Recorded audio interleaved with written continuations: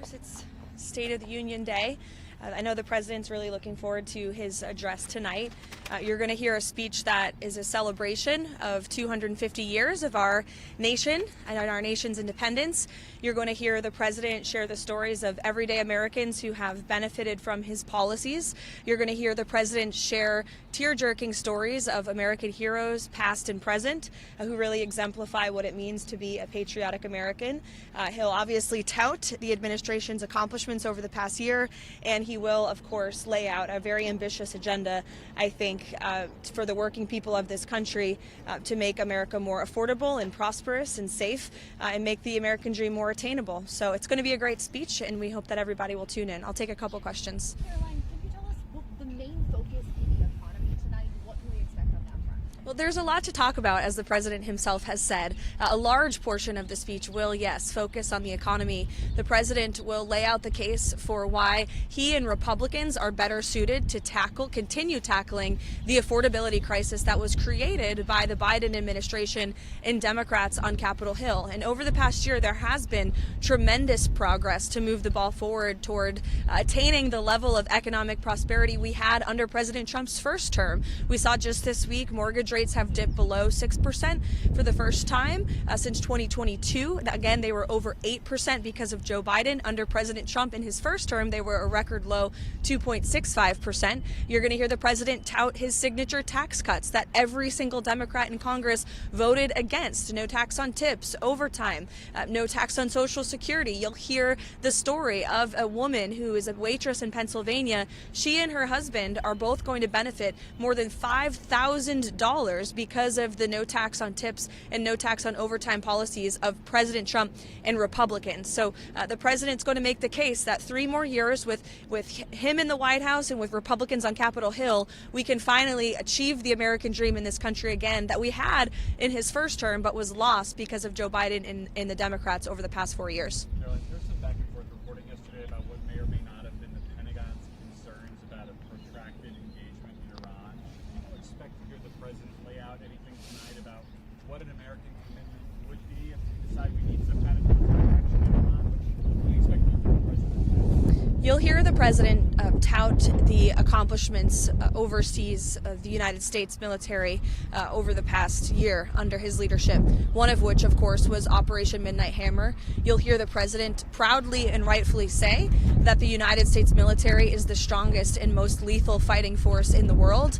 And you will hear him talk about the threats that remain abroad, but what the United States is doing to ensure that not only America is the safest country in the world, but remains the strongest country in the world. Does he consider Iran a threat that remains abroad?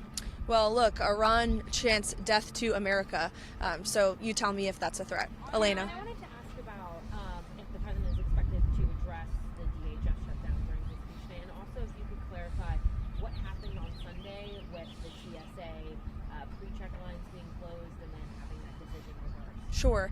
He will call on Democrats in Congress to reopen the Department of Homeland Security. It's despicable that they have shut down this agency that is responsible not just for the deportations of murderers and criminals whom none of you, including Democrat politicians, would want living in your communities, but also FEMA, who is on the ground in the Northeast right now, restoring electricity and power for families who have been impacted by the blizzard.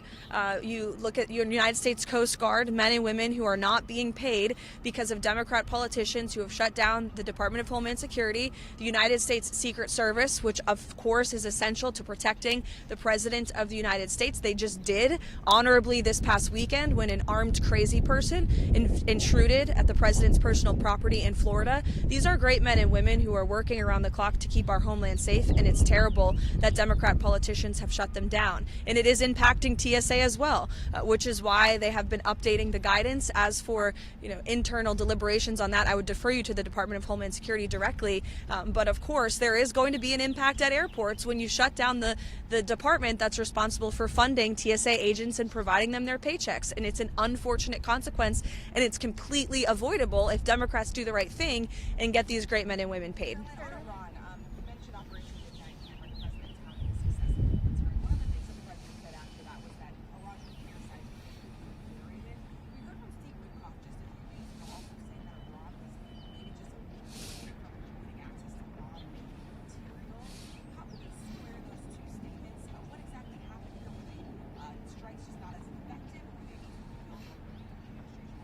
No, the president's initial statement, and the president reiterated that statement last night on True Social, that Operation Midnight Hammer was an overwhelmingly successful mission that did, in fact, obliterate Iran's nuclear facilities. That is not just verified by the President of the United States, but also the International Atomic Energy Commission as well.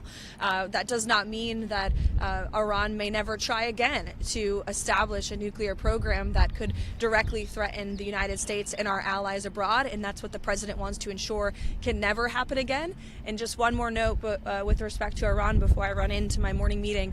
President Trump's first option is always diplomacy, but as he has shown, he is willing to use the lethal force of the United States military if necessary. So it's always, the president is always the final decision maker around here. And I've seen a lot of sensationalist reporting over the past day that is just completely untrue. And anyone speculating to the media, hiding behind an anonymous source, pretending to know what President Trump is thinking or a decision he will make with respect to action against Iran has no idea what they're talking about.